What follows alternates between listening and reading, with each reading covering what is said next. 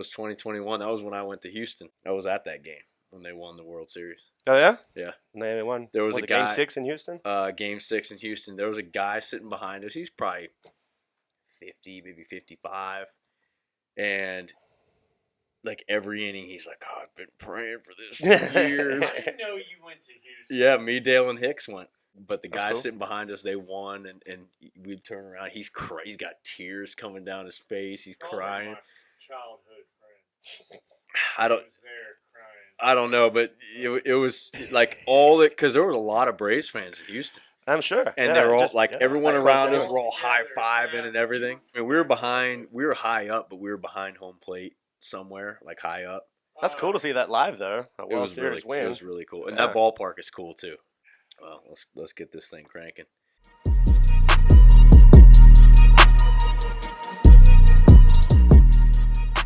All right, guys, back in the juice box here in Atlanta, Georgia. Athletic Podcast, another episode with our strength and performance coach, Shannon van Wyck.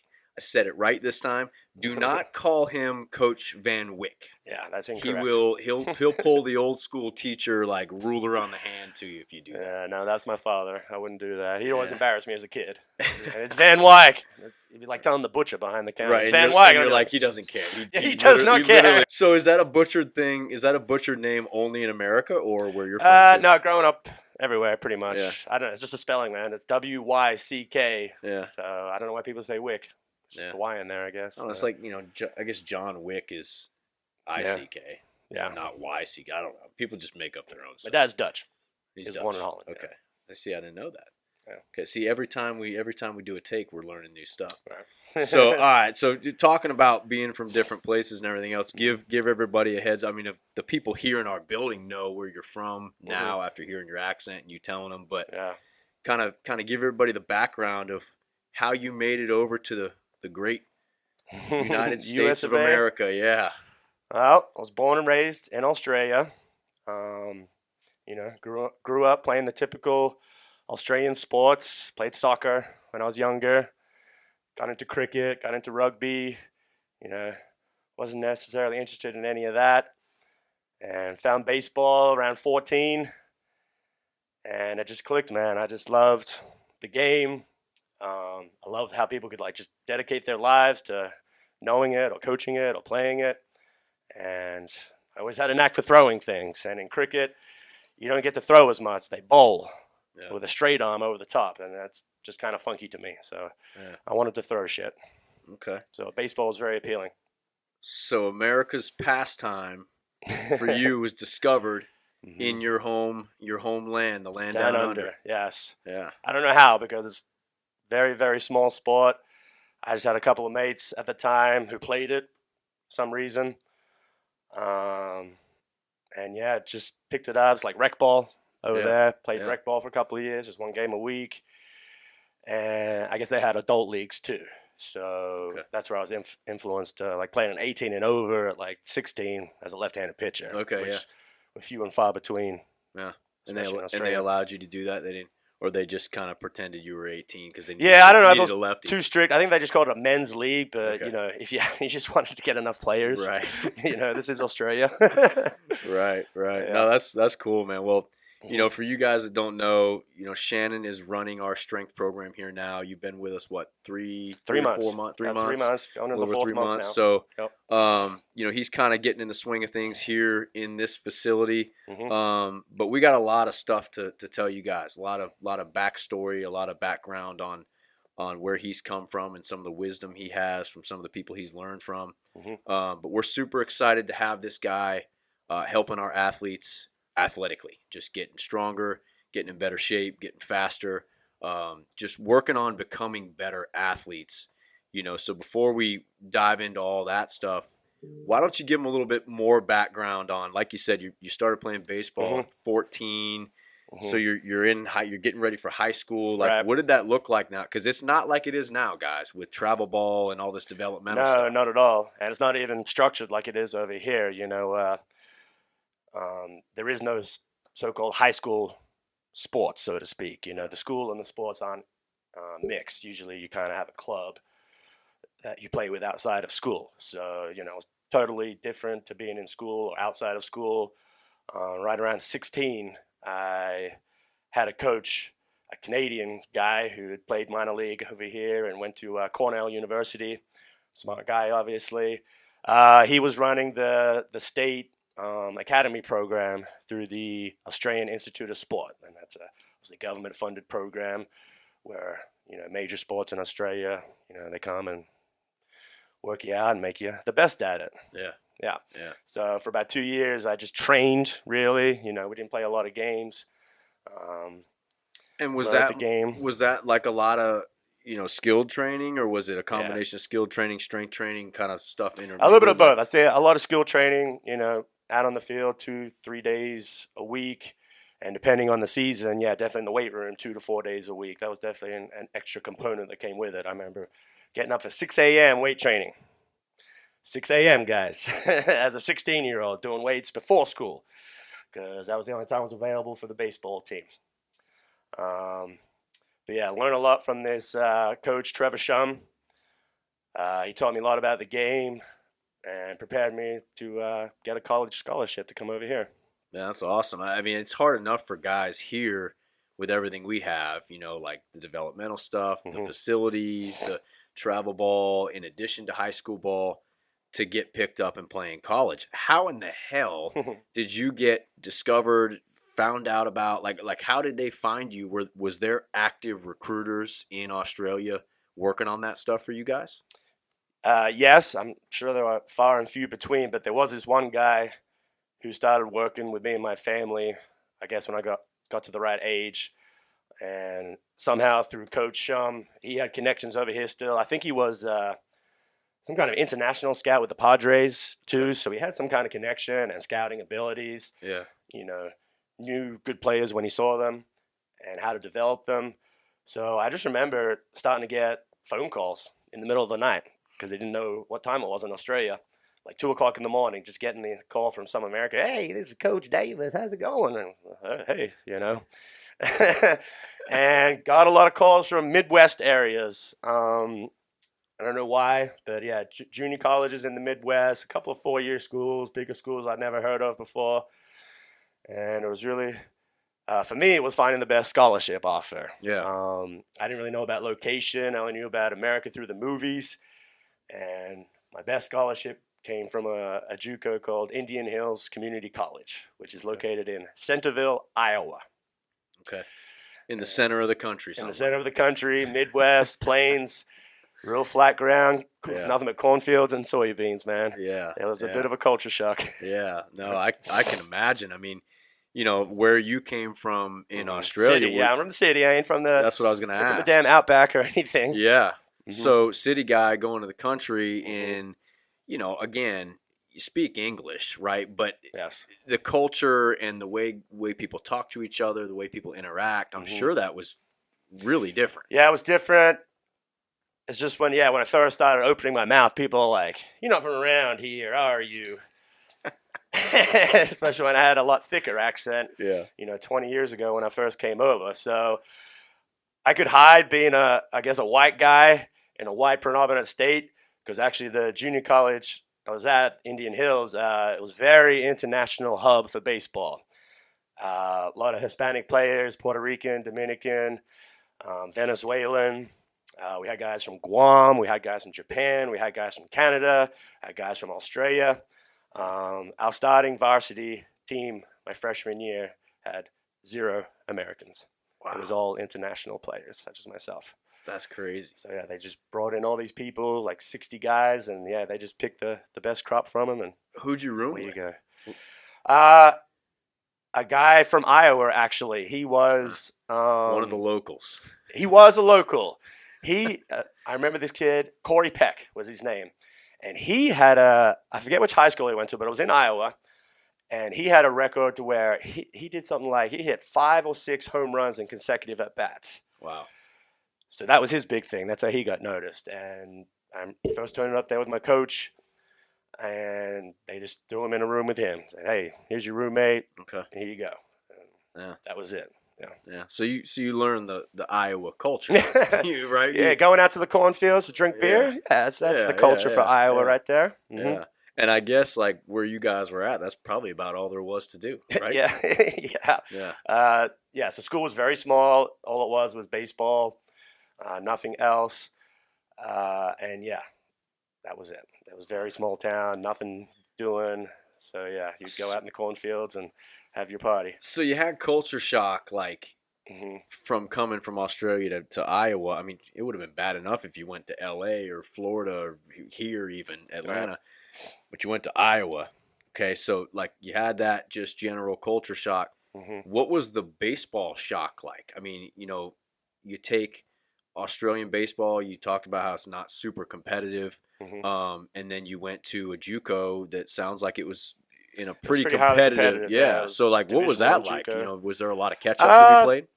Looking back on it now, I'd say I was quite green coming over as a freshman pitcher. Yeah. I only had 4 years of experience of baseball under my belt. Most kids growing up here, they've got that by 10, So, yeah, I'd say I was very green, maybe didn't know the whole game, maybe from a manager's point of view, but I knew pitching.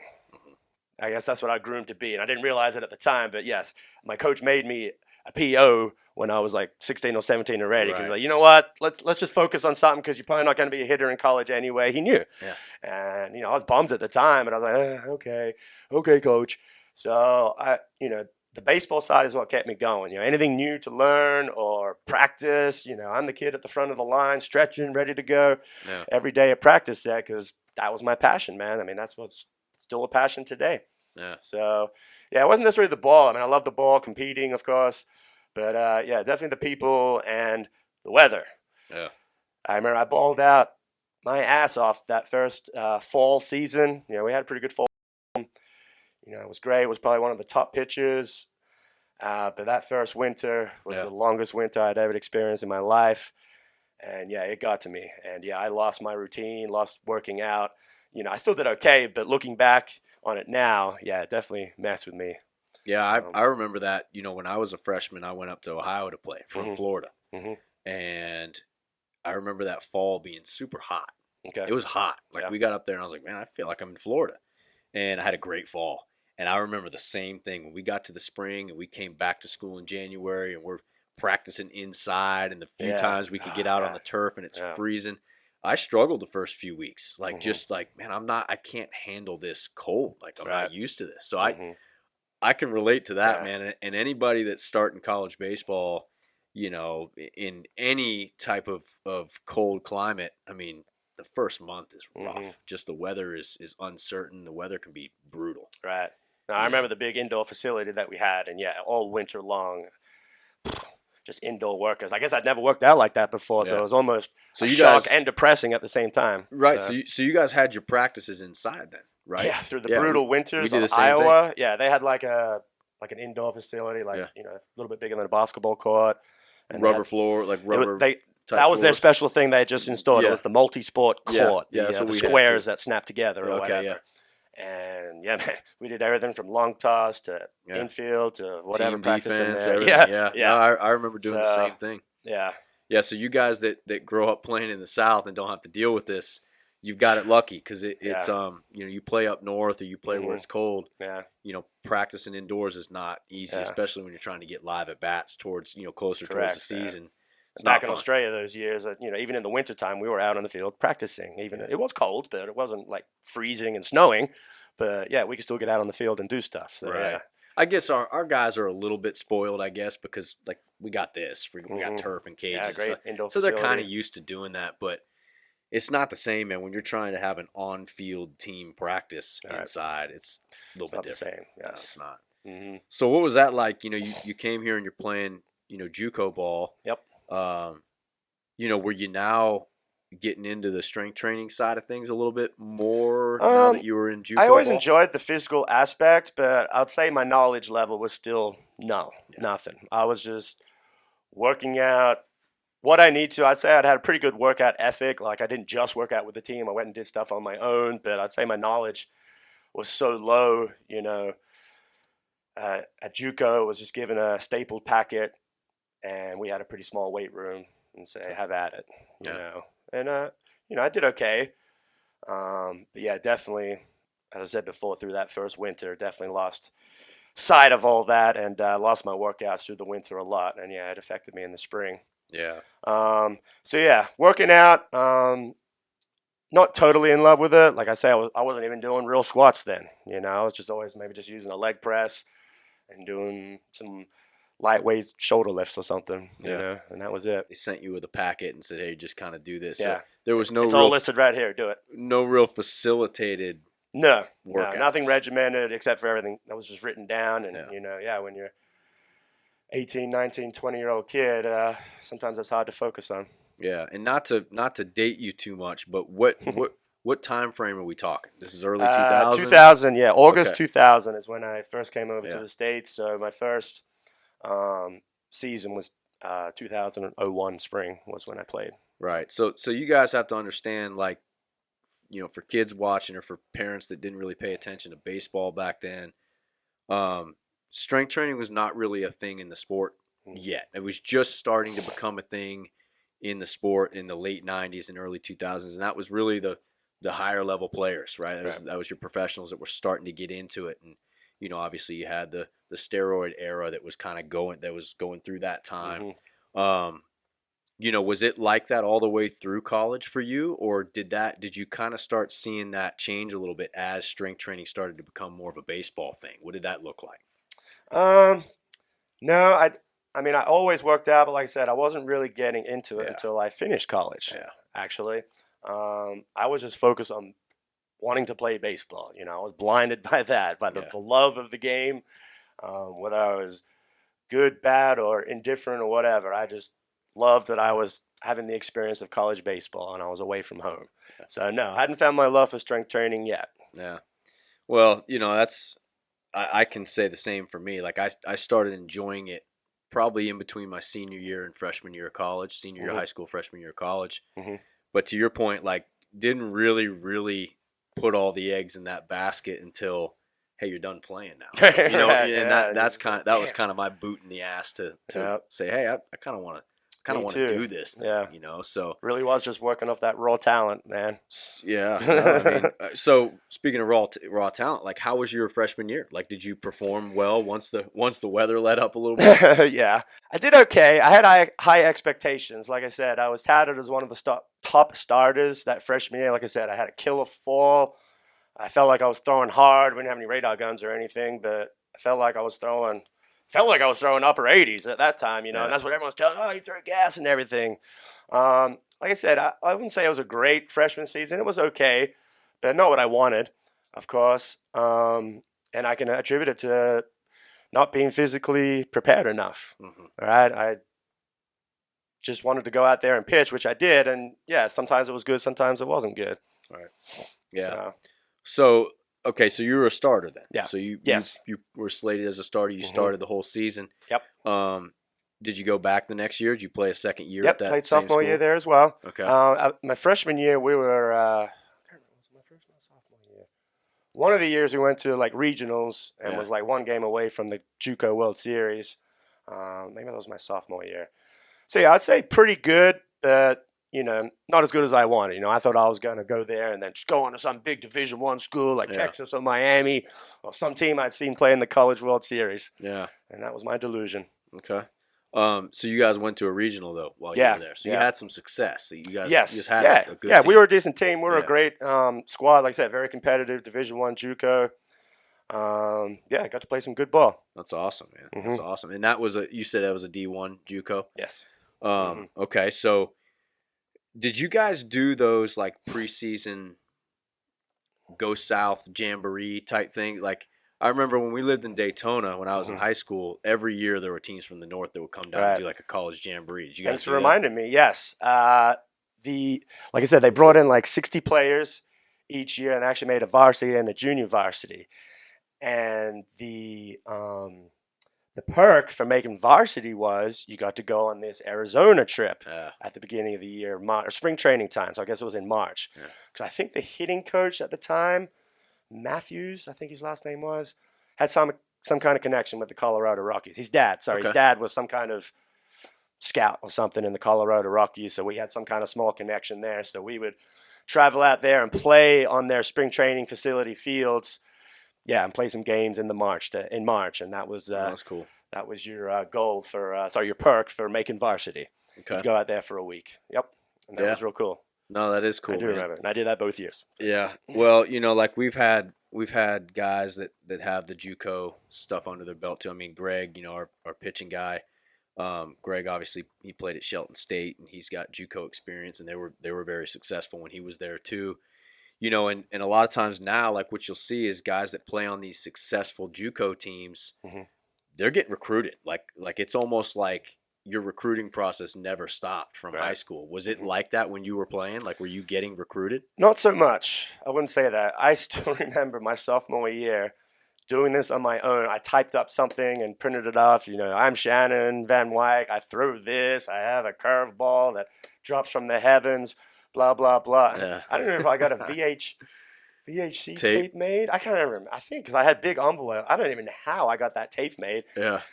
And I got stamps and I sent it off to like 10 colleges that I thought wanted me, like a Texas or a Miami or a USC or whatever.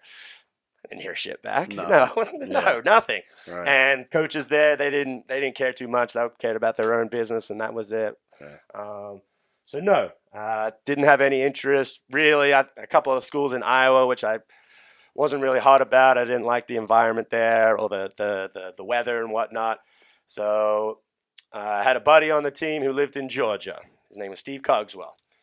And he said he's coming down. He was coming back home to play summer ball, a wood bat summer ball league. And so I, at that point, was not going home to Australia. I did not want to go back, a failure. I was like, I'm going to continue playing baseball somehow. So I came down to Atlanta and played in the Stan Musial wood bat league. And stayed at this old guy's house who owned the team. His name was Durwood Davis. And he let us stay at his house all summer long, buy your food and everything. And, as long as you went out and played on his team, I guess mainly on the weekends then. And playing in that summer league, I had a coach from Kennesaw who saw me. And some of the players on the team played at Kennesaw. And they were like, yeah, you should come play. But they didn't have any scholarships available. So that old guy, Durwood Davis, had a connection with Valdosta State coach somehow. Okay. And I remember talking to the Valdosta State coach, and he was offering me, and I think I signed like letter of intent or whatever, and was within a couple of days of going down there. And Kennesaw called up and said they had a scholarship available. And I was like, yes, because I'd made some friends from the summer ball team. And that's why I really did want to go. It looked appealing to me. It was a great Division II school, kind of just a good fit for me. And they were good in Division II. So, that's how I got into Kennesaw. That's cool, man. So in Kennesaw, were they D1 then? Or? No, that was right before then. They were D2. Okay. And they had just won a couple of D2 World Series in the mid-'90s, I believe. Yeah. And I was there 03, 04 seasons. So that was still riding high off some of that. And my junior year, we were preseason ranked number 1. And we made it all the way to the College World Series in Montgomery, Alabama. And finished tied for 3rd. We lost the eventual champions in the semifinal match, which was Tampa. University of Tampa. Sorry. Yeah, they're still a D2 powerhouse. Okay. They're ranked every year. I mean, they got studs. And I don't know if you guys have seen on like if you go on YouTube, they've got some like tours of their campus. Oh yeah. And like their facilities are state of the art. Like Greg, have you seen those some of those videos? I'll have to send this stuff to you guys because it's like this looks like it's University of Miami. This looks like it. Yeah, it looks like it's Texas. It's crazy. So not to interrupt, but no, that's awesome. That's probably why they've sustained such a good program for so long, right? Good facilities and good coaches. So. And you like when you were at Kennesaw, did you got to pitch? Did you start? Were you out of the bullpen? Like I was more so the weekend bullpen guy. Again, there wasn't a lot of lefties. I think my sophomore year there was only like 2, and I think my senior year I was the only one. Mm-hmm. So both years I was definitely one of the first lefties out of the bullpens on the weekend series and a midweek starter. I I had a great record pitching on Kennesaw's mound. I always pitched like a home game, midweek game, starter there, and yeah, I was like undefeated, I think, in my 2 years that I pitched there at That's home. awesome. So I love their mound. But yeah, Do they still play at the same? Is it the same field? I think where it you play is. on? Yeah, I think it is. They still play Okay. at the same one. Obviously, they've gone Division One now. It's cool seeing them out there compete on that level. But yeah, I think that school's just gotten so big, and facilities have just upgraded so much that yeah, they're on a different level from when I was there. That's for sure. Yeah, we've had a couple guys that have gone there, and it's competitive, man. It's Yeah. it's a tough school to play at. They compete. I think they were in a regional. Super regional a couple years Super ago, regional, right? Yeah. a year or two ago. Mhm. So definitely competitive. What was Yeah. so back to the strength training thing. Yes. You went to Kennesaw. Yes. Did you see the training change? Were the facilities any better? What was that To looking be like? honest, not too much. Again, because it was D2 at the time, they didn't have a very big weight room. So our perk there at Kennesaw was we got free memberships to Gold's Gym. But it was very similar to junior college. It was, here's your strength packet. You've got your facility, go at it. There was no like strength coach or anything overseeing it. So again, no, I don't feel like it utilized my strength fully at all. Still using the leg press and the rear delt fly machine. Yeah. I'm sure, we'll get into how that kind of migrated to what you did after college. But what did you major in college? Did it have anything to do with what you're doing now? Yes. So always had interest in sports, baseball. That's kind of what I followed my heart with. But yes, when I got to Kennesaw my junior year, I had to select a major. So I was just like, what can I do in sports? And I didn't see myself being in sports management or anything. So I did exercise science. Okay. I thought, yeah, maybe one day I'll lead to being a coach of some sort. Yeah. So I graduated Kennesaw with my exercise science degree. And that's when I started getting into the strength training and sports performance training, when I started having to work with other athletes and not just worry about myself. So my senior year at college, to get my degree, I had to do an internship. And I did it at Velocity Sports Performance. And I did that like all summer, 3 months or whatnot. And they hired me straight out of the gate. Yeah. After that, at what used to be the national location in Roswell, Georgia, where track coach Lauren Seagrave developed this whole program that was backed a lot by track sprint training. So I learned a lot about speed and speed mechanics. Yeah. Working there for a couple of years. Oh, that's awesome. So that was like your first, like, right out of school. Yeah. Hey, you're Not only job, but job in strength performance, sports performance, and whatnot. And what was cool about there is they worked with wide range of athletes. Had different age groups from like 8 all the way through 18. Yeah. And then because this was such a big facility, they did a lot of like college prep work through the summer and NFL combine training. They were doing a lot of that the first couple of summers I was there. So it was really cool to see that training on all different levels. And obviously the higher level training is what kind of piques your interest in what those professional athletes can do. Yeah, no, that's awesome. Were you, like, when you started doing that, like when they hired you after your internship, did you kind of have to earn your stripes and work your way in, or did they kind of give you some people to start training right away, like mentorship? Like, what did that look like? I'm sure you were working with other coaches who had a lot of experience. I was low coach on the totem pole.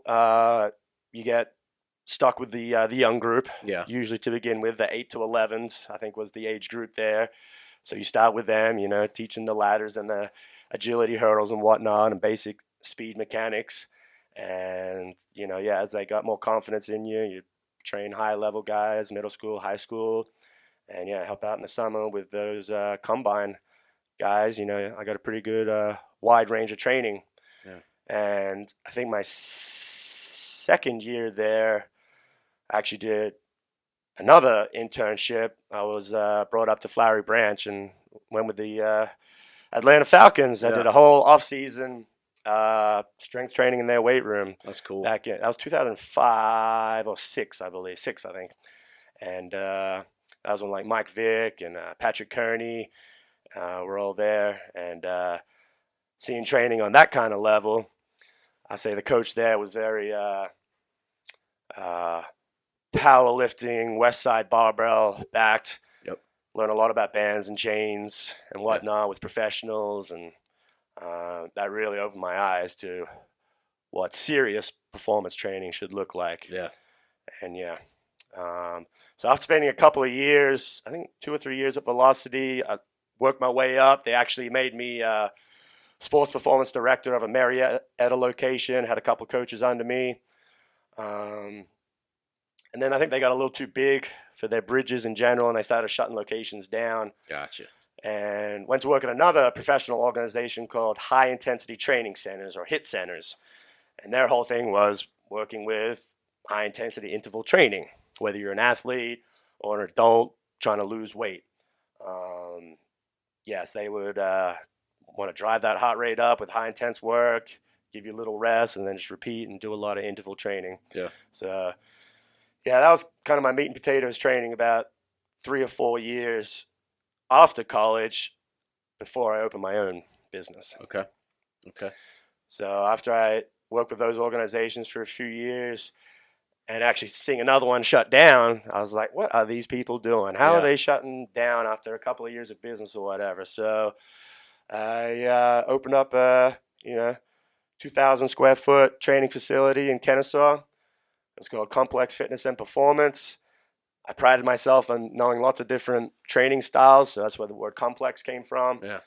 And I ran that for 7 years with trainers, and that not only made me train athletes in like a wide variety of age, but a wide variety of sports. I did all kinds of sports, and that led into all kinds of parents and personal training to come in. So I really worked a wide scope when I ran my business there, because I just wanted to work with people. How long did you run that complex for? 7 years. Yeah. That was from like 2008 to 2015. Okay. And I was ending the lease that year and starting a family. I wasn't sure if I still wanted to continue all that. So, 2015. And then I kind of took some clients that I had at the time and just ran real private, my own business, whether at my own house or their houses or whatever. And, been training ever since I got out of college, man. Yeah. And that was almost 20 years ago. Yeah. So, well, you go through, once you find something that you like, like obviously for us, that was baseball at a young age, right? And then you get to a certain age. I mean, for me, this is when I was in college. Like, you start to realize, okay, like baseball is going to end. Like, it's going to come to an end at some point. Like, I was pretty sure that I wasn't going to be a big leaguer. I don't know what you're talking about. I still haven't found the end. Shannon what are you talking about? I'm Shannon still trying to still get has drafted. aspirations to get I'm getting drafted this year. What are you talking about? But no, in all honesty, guys, like at some point, whether you're 18 or whether you're 48, it's going to end someday. And like, I'm so thankful that at the age of 20, 21, 22, that I started getting into the strength training, because once I was done playing, then it was like, cool. Like, I want to look at powerlifting. I want to look at bodybuilding. I want to look at the way these guys train. I want to look at functional training. And you start to learn all these different methods. And to your point, you almost kind of come up with your own little system in your head. Like, this is how I believe in training. And I think that's super important for anybody that's doing this on a strength training level. If you're training athletes, you have to have gone through those experiences, right? Totally agree. I think, at some point over the years, I feel like it's come full circle. In the beginning, it's, training, you can only train what you know. All right. Yes. If you have a small field of knowledge when you begin, which most people do, you see narrow lenses, I guess. Right. And I think I've told you this story before, Dave. In my first couple of years of training, I guess after I was training with the Falcons, learned about powerlifting, and wow, these are the strongest athletes in the world. If I want to make my athletes strong, I should be doing powerlifting techniques. And that's how I did a lot of stuff for a few years until, it didn't work anymore, because maybe that 45-year-old shouldn't be doing, heavy box squatting necessarily. So you live, you learn, and you keep adding that knowledge to your toolbox. And yes, what you come to find out is it's not so much maybe the best thing that you know that you can give to somebody. It's really what the person in front of you is needing or lacking that you can fill for them. Yeah. And that's what I've learned all these years of training, is just like, looking at the athlete, person, client in front of me, seeing what they're void of, whether it be mobility or strength in a certain area, shoulder problems, knee problems, rotated cuff, just strengthen certain areas for young athletes. It's really just try to give them what they need. I don't think this could be any more true, and maybe I'm biased. I don't think this could be any more true for any other athlete in any other sport than it is for baseball players. Yes. Like just the wear and tear of the season, like you talk about big leaguers, man, they're playing 162 games in 181 days or something like that. No other sport does that. Right. No other sport has demands like that. And, people throw things out there like, oh, you stand in the field half the time, you do nothing. Well, that wears on you too. Right. And this sport, I feel like there's a big thing plastered over everything that says it depends when it comes to, hey, how should you train as a baseball player? It depends. Hey, should I do this if my shoulder hurts? It depends. Hey, should I do this if I want to get a stronger arm? It depends. Like, it depends on that athlete sitting in front of you and what they need and what they're deficient in and what they've done and what their history of the past 6 months, 12 months, 3 years, 5 years is. I can't stress that enough to not only the players that are listening to this, but coaches too. Like, when you think you've got it all figured out, you're going to get a case that you've never seen before. And it's like, okay, I gotta figure this one out. We gotta do something different here because that's not going to work. And I think that's important. Yeah, see it all the time. And back in the day, whether it was an athlete or an adult, man, I got this lower back pain. I don't know what's going on. I got this twinge in my shoulder. It would either be ignore it, right? Go do the thrower's 10. Right, yeah, or just rest. Let's back off. Let's rest now. Yeah. Well, now, I've learned more that movement is the medicine, right? So there's some kind of deficiency going on, or more so some kind of compensation. And that's what I find with baseball players is just differences in their side of bodies from rotating one way the whole time. Their hips are out of balance, their shoulder strengths are out of balance, and something starts compensating and throws the whole system out of whack. Yeah, and I think what you're diving into now is a good segue because I wanted to talk about this with you on this show today anyway. You're bringing up things that happen throughout the season. Like you mentioned how we've got rotational athletes and they're out of whack, right? There's compensation patterns that happen throughout the season from when they're playing.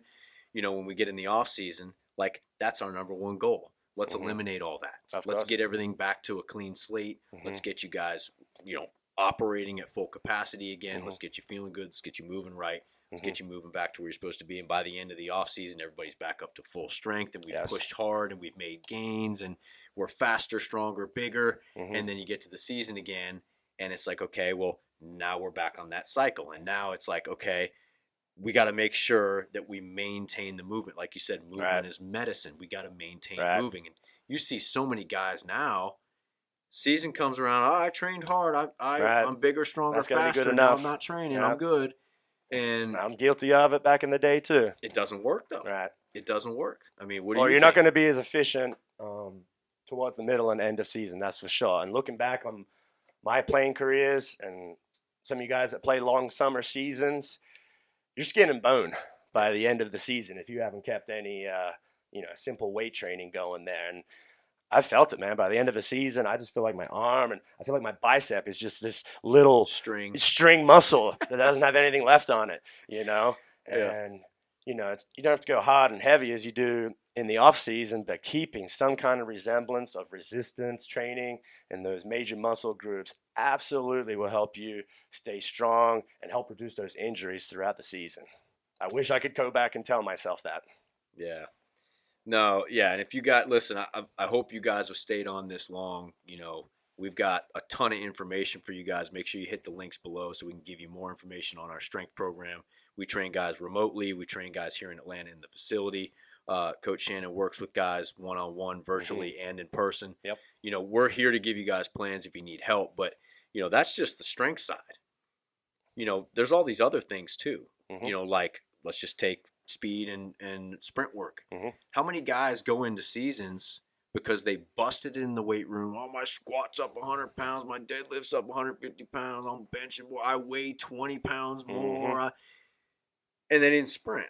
And now, okay, it's the second practice of the year, and Pop, Hamstring. there goes the hamstring. Pop, Yep. there goes the calf. All the time. And it's like understanding the full year of training.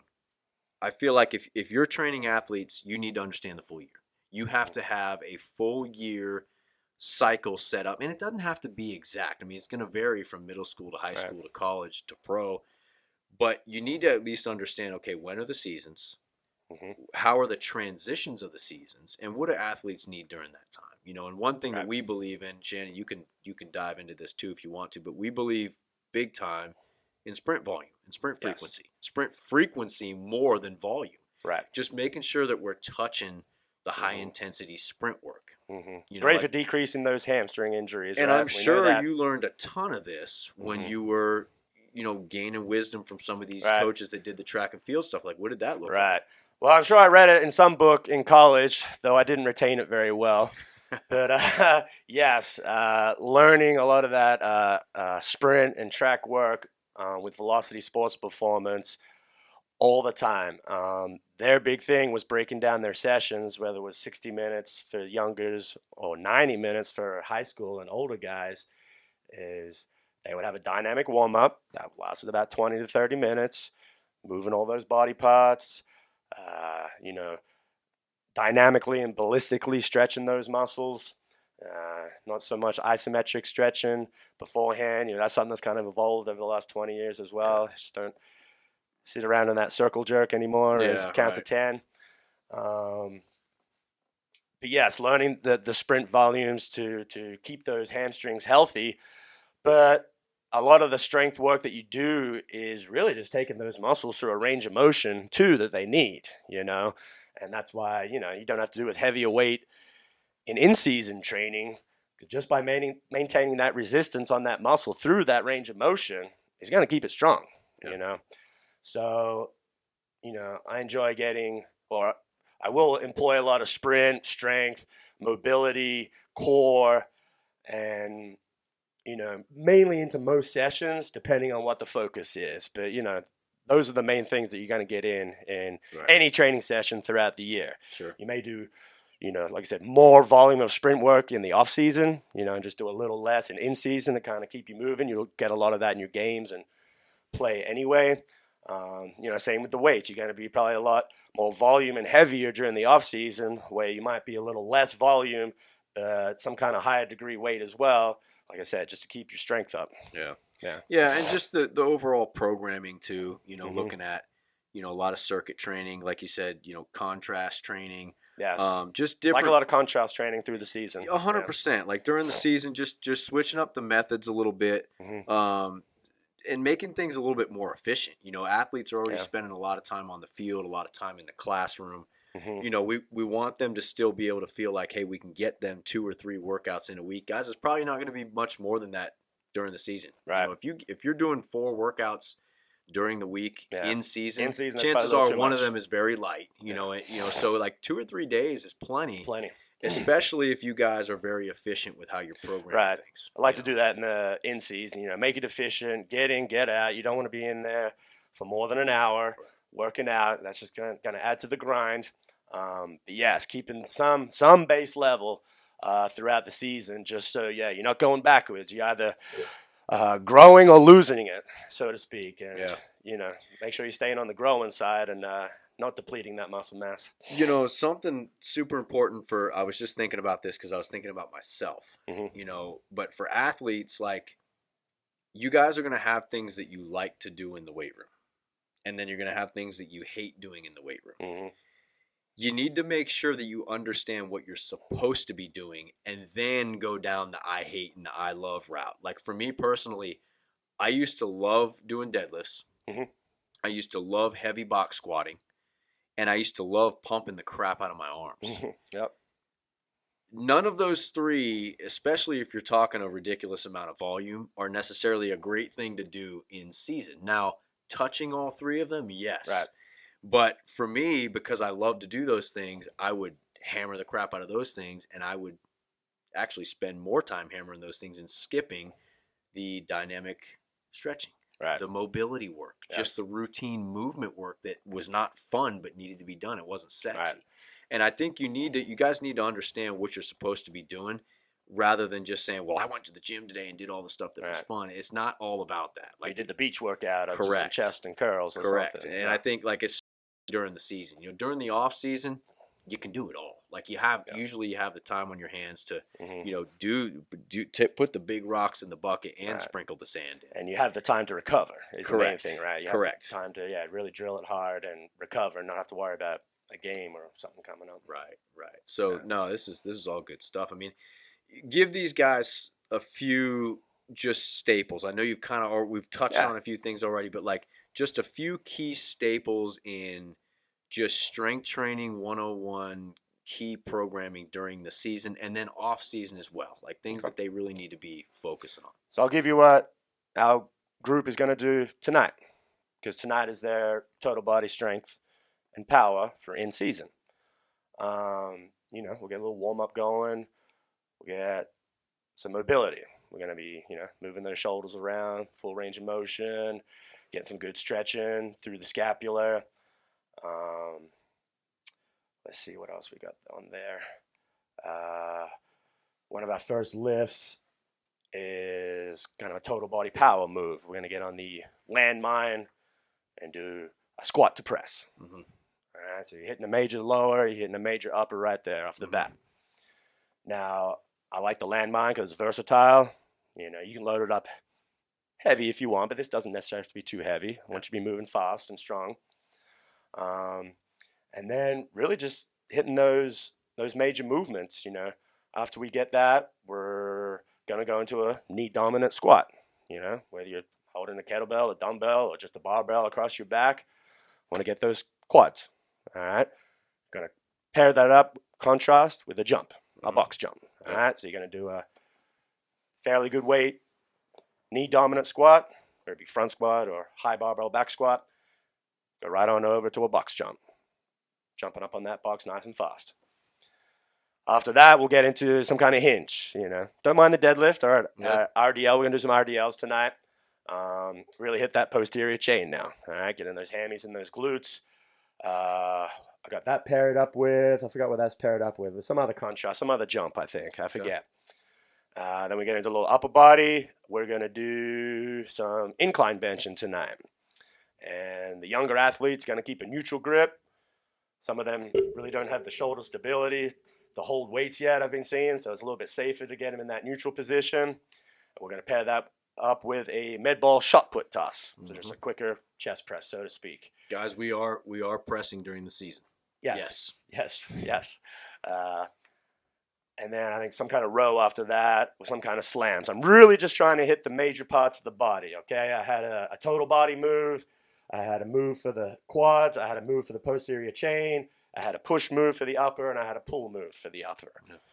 And like I said, just hitting those primary moves, moving fast like an athlete with some of those contrast moves, and get in, get out. Now, the difference between that in-season training and off-season is we're going to keep the reps a little bit lower, where maybe in the off-season, if you're trying to, gain some volume, I'd start off with higher reps and a lot more volume probably in the off-season and working closer to that proximity of failure, right? Whether it be with the percentages or the reps. I'd be wanting them to find something that's going to get them closer to failure to really get that strain in the muscle and, require that adaptation for that gain. Yeah.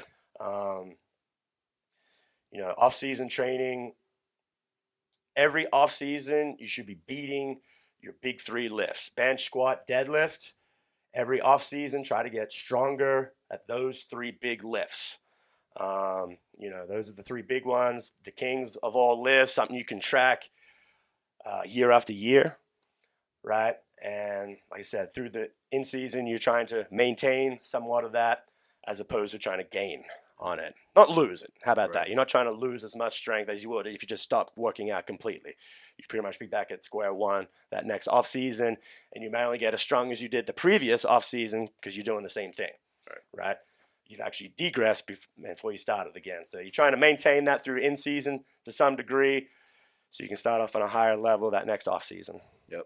Yeah, the whole progression, guys. It's a little bit like this. Like It's a wave. It's a wave. It's a wave. Not. Yes. This is not a steady incline. I mean, for you guys that just start training, you know, Yes. you make your newbie gains. You see all this success early on. And you think I'm going to be the next Ronnie Coleman or the next Jay I'll be Cutler. benching And you're 315 not. by next month. Right. It's not like that, guys. It's difficult.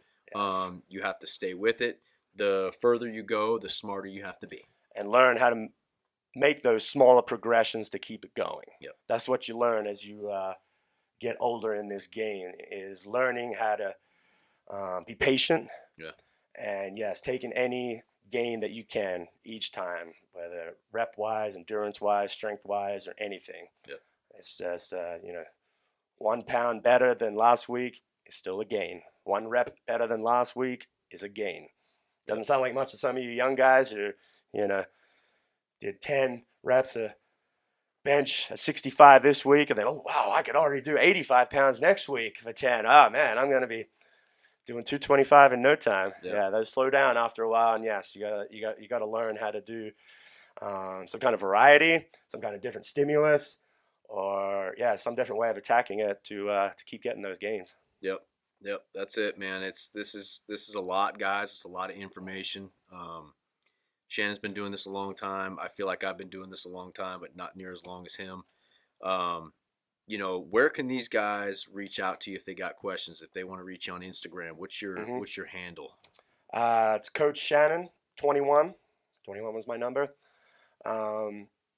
Reach out anytime here at Athletic Baseball. Like Dave said, we work with strength training groups here and remote groups, individual, online. So yeah, please reach out. Like, everyone's got a different training plan and where they're at that training plan. So I can definitely, take a look, talk to you, see what's up, and, give you a plan for your, whether in-season training right now or, training in general. Yeah, if you guys want a little bit more information just about how to reach us, how to schedule some phone calls, learn more about the strength program, you can go to our website, www.athleticbaseball.com. The link is also below. Lots of stuff on our Instagram, lots of stuff on Coach Shannon's Instagram. We're usually collaborating on stuff. You can I'm trying to get better at it. Trying to get better at the social media, man. It's a task for sure. Yep. But one thing, guys, make sure you are still training during season. Before you know it, it's going to be April or May. High school season can be wrapping up. College seasons wrap up the end of May. You guys need to keep on going, keep progressing. All right, we're always here for questions. So without further ado, Coach Shannon and I got to go train a bunch of guys right now. Yep. So we're about to peace out Duty from calls. the Juice Box in Atlanta, Georgia on the Athletic Podcast. Coach, appreciate you, man. Thanks, dude.